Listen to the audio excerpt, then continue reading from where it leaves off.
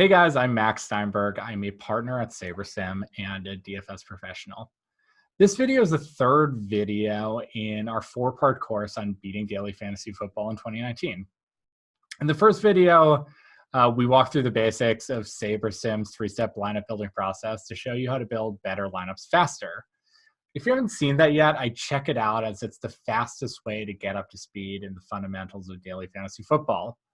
In the last video, we went deep into the first step of the three-step process and showed you how to adjust point and ownership projections.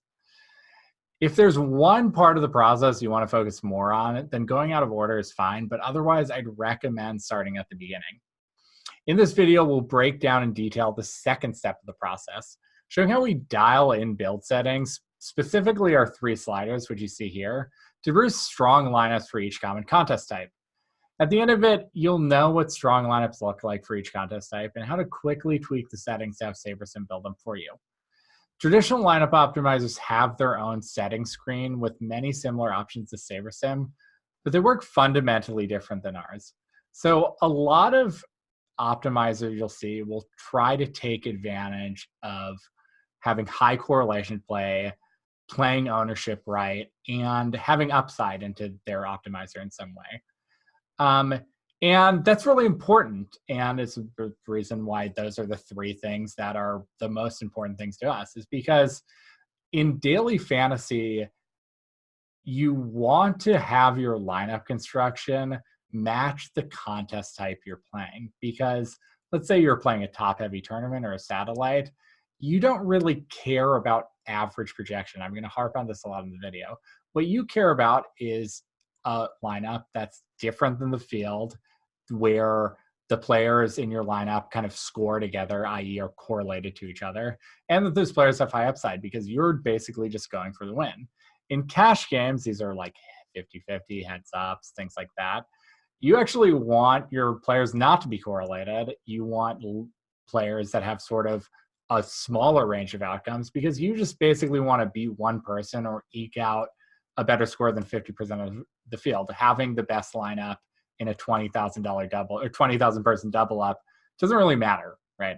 So these are just really important factors, no matter what contest you're playing. And because of the way lineup optimizers work, by focusing exclusively on average projections and ignoring things or just having things in place that don't really work or based on historical data, or having you actually have to make the groups of players yourself, and it's not like you're going to have a great idea of who's correlated to each other, the nuance of that. You need to make a ton of rules if you want any shot of building winning lineups with them. The simplest rules you could set would be all lineups must include X players from the same team or X players from the same game. But that misses a ton of nuance and frankly won't lead to good results when a traditional optimizer. You can spend more time and make the rules more complicated by specifying positions or defining all kinds of groups of specific players or things like that. But even with all the time in the world, which, by the way, none of us have, including me, and I'm a professional, you simply aren't going to come close to capturing a nuance of a sport like football, which matters much more than in a sport like baseball. You know, in football, it's not clear who is correlated and how, because some players are different types of players. And, you know, for example, let's just look at the slate this week. You see someone like Lamar Jackson. He's a very different quarterback than, let's say, Tom Brady or a traditional passer like that. So he has decently strong correlations with a lot of players on his team, and that makes a lot of sense. But if you see someone like, for example, Tom Brady, I think what we're going to see is these correlations are much stronger. So you see Julian Edelman has a 0.4 correlation to Tom Brady. Whereas with Lamar Jackson, his best receiver, Mark Andrews, has a 0.29 correlation. Marquise Brown has a 0.2. His receivers are not as correlated to him. And you can also see this with pass catching running backs. You see this with a lot of different players. So if you use rules of thumb to basically just say, okay, I just want X amount of players on the same team or the same game, you're going to basically just miss all that nuance. And you're you're flat out just going to get it wrong a lot. And that's the beauty of SaberSim, is that we fundamentally take a different approach by building everything on top of our one-of-a-kind simulator. And then you don't need rules of thumbs. We crunch the numbers for you, and we do a better job than nearly anybody could by hand. So for every game that's happening on Sunday, we use historical data and go play by play and crunch the 9 numbers, use a machine learning algorithm, and project out every game on a play-by-play level and simulate that game, and then simulate that game again tens of thousands of times. And what that does is gives us a lot of interesting statistics and data on these players, and some real important ones too. And one is the range of outcomes on a player. So again, looking at Lamar Jackson, everyone's favorite quarterback, you can actually see what percentage of the time, according to our simulations, he has some high upside games, he has low games, and games in the middle. And so rather than rely on average projections, we're able to accurately see how a player's performance can truly vary for any given game and capture how much upside they have, which is really important for GPPs. And we also measure how strongly players are correlated with each other. This isn't just these players are positively correlated thing. This is us actually defining the strength of each relationship so we can properly weight them, because no two combinations are the same. So just like I was touching on before with Lamar Jackson versus Tom Brady versus pass catching running backs like Alvin Kamara versus some more traditional runners, there's just actually a lot of nuance to who's correlated to who. And you're just defining it by position, like running back is correlated to QB X amount, that you're just going to miss a ton of nuance. So just looking at all our data and seeing that as long as the simulator is good, which by the way, it really is, it's great, we know how all these players are actually correlated to each other, and we know exactly how valuable putting a correlated player in that lineup is. Or maybe you don't put a correlated player because there's another player who's just that much better. You basically have to have a very good idea of what the optimal lineup should be based on all the simulations we have. So we offer something that's similar to what you might see in another optimizer, which is called stacking rules. Those are basically all these rules you set up, and I showed you those before, and trying to make this judgment call. So you're welcome to use SaberSim like this if you want, but I never use these rules. I absolutely 100% do not touch this. It is a waste of time. And the reason is because SaberSim accounts for everything that you would want in a stacking rule, and actually does it better than I would be able to do it. And it's way simpler. I don't have to think about this or figure this out. So let's go over them briefly. So we have a slider that takes into account correlation. So as you can see, we have all these numbers of how the players are correlated with each other, like I've shown you a million times before in this video already. And we have a slider. You have the choice of how much you want to take that into consideration. And that's going to depend on the tournament type that you're playing in, and which we'll go over in a second. But we're giving you that control of how much you want to consider this for your lineups. So you can set this very low or you can set this very high, and we're going to get into this in a bit. You also have ownership fade. So in previous videos, we talk about adjusting ownership. But the reason we have those ownership projections is so you can actually control how much we take ownership into account. So you can use the slider to see, do I want to fade heavily owned players and take that into account a lot, or do I not really want to care about that? Or do I want heavily owned players in our lineups? And that actually is something that you do want sometimes, depending on the contest type. And then there's smart diversity, which is the most unique thing that SaberSim offers, and is a really, really incredible way of getting diversity in your lineups by also considering upside. And this is because what we do is we just take a few simulations from each game that we have to build each lineup. And this is a really cool feature because when you're making a lot of lineups in GPP, it actually allows you to get the diversification you want, but you actually capture the real upside of players by getting that diversification, which is really important in GPPs. And I have a video actually that goes deeper into the technical side of smart diversity, and you should definitely watch that if that's something you're curious about. But this is a slider that I think is a really important one to get a handle on when making your lineups. So let's just talk about how this might affect specific game types. So we've preloaded the app with a bunch of default settings, right? So you can trust these default settings to set these sliders for you. And you can also customize them. So let's just go over the basic settings. So we have a build setting that's default for cash, right? So cash or contests, like this one in FanDuel, where they're basically, I call cash lineups something like 50-50s, like these ones, something like double ups, even triple ups maybe, and head-to-head contests. These are contests where basically there's 4 players or less, and you're essentially trying to build lineups that are just going to beat one person or just edge out 50% of the field or things like that. And for these contests, you'll notice that all our settings are really low. And the reason for this is we don't care about correlations. We actually don't want players who are correlated at all, right? Because we don't want our players to do well together. We sort of just want to try to get over that baseline score that's going to let us cash. It doesn't matter if you're in a 10,000 person double up, getting 1,000th place is the same as 4,000th place, is the same as first. It doesn't matter. So you can actually make something like the correlation here negative, because it would mean that you want your players to do well apart, and you're sort of building lineups that are going to make sure that you have as small of a range of outcomes as possible. And hopefully your projections are good enough for that range of outcomes to be over that cash line.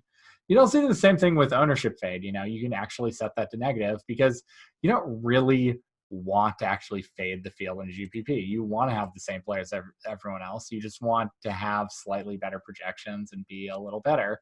And high-owned players sometimes mean that they're good players, and maybe we're missing something in our projection. So actually, sometimes we'll set this to negative as well when making cash lineups. And smart diversity, again, we don't want to build on just a few simulations here. We want to take the average projections here. Cash games, the only time where an average projection really matters.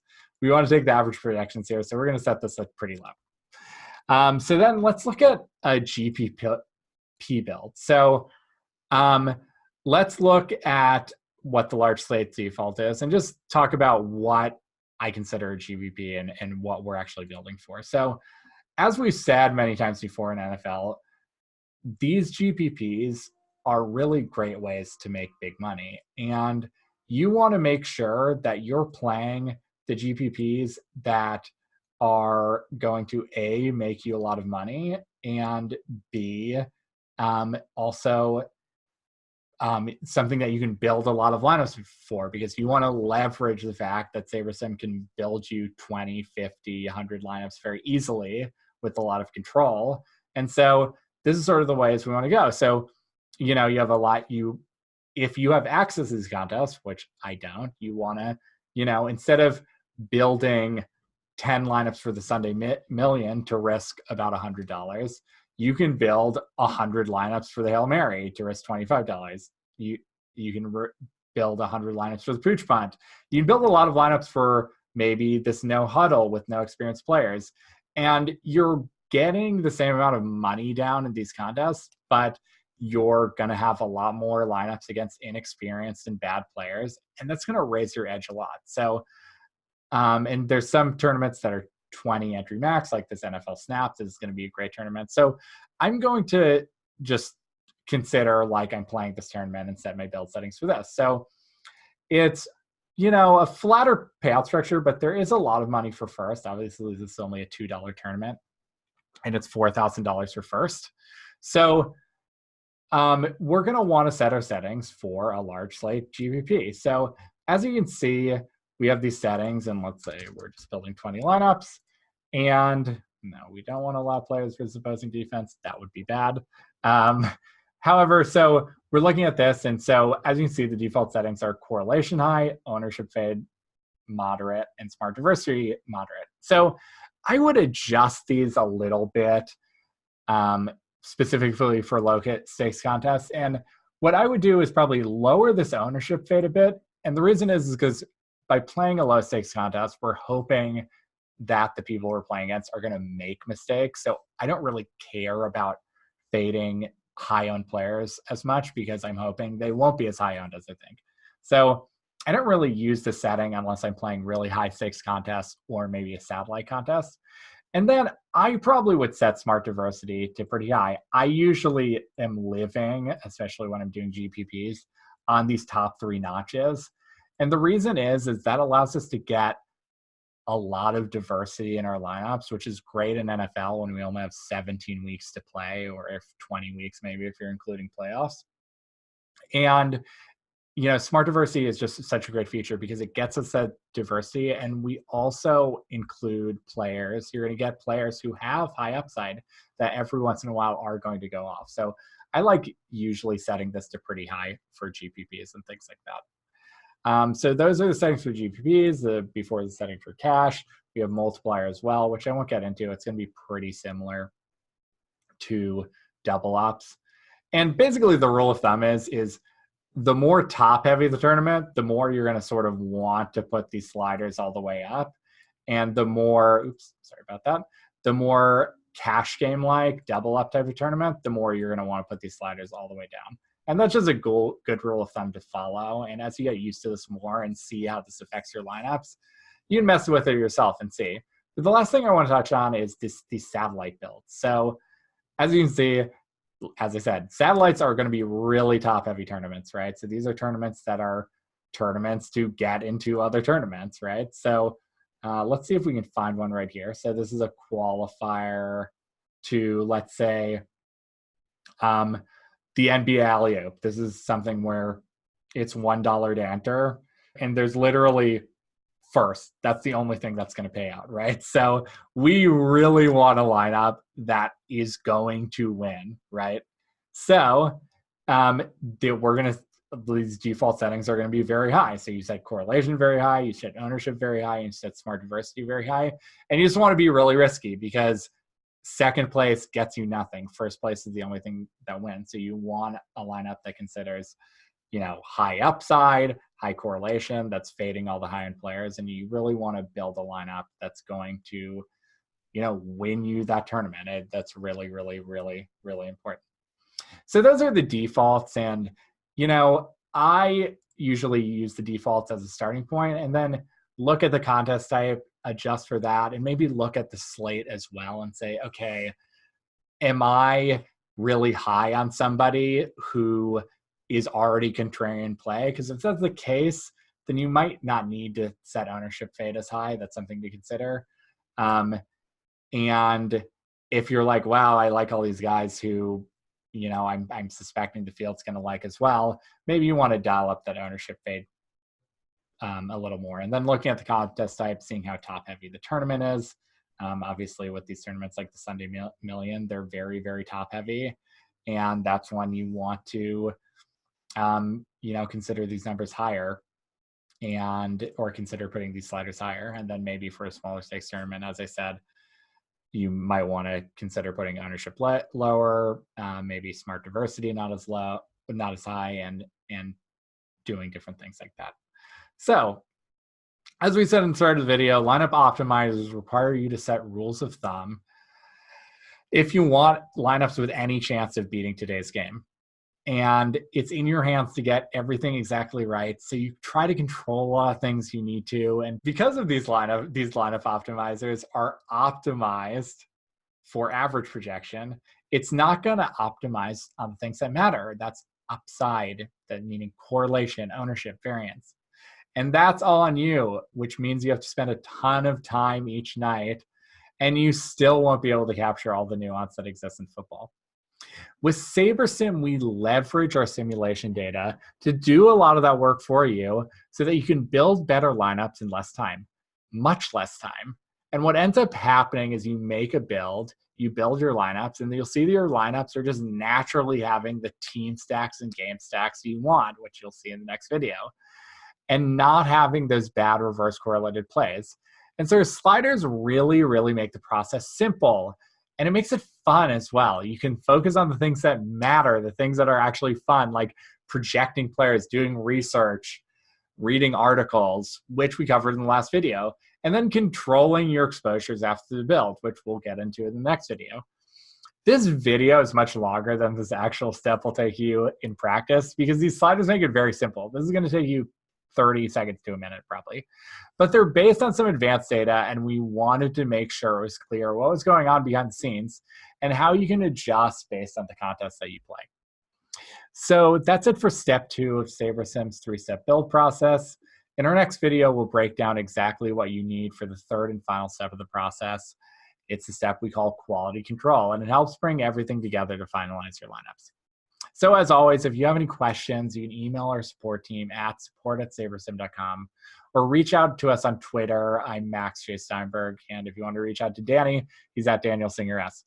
I recommend finishing the series before jumping in, especially because there's just one video left. But if you'd like to try SaberSim out for yourself, we're offering a 3 free-day trial, which you can find at SaberSim.com. You try us out for free. You can try us out for a weekend. See how you like it. So thanks again for watching this video, and good luck with your DFS lineups. Thanks.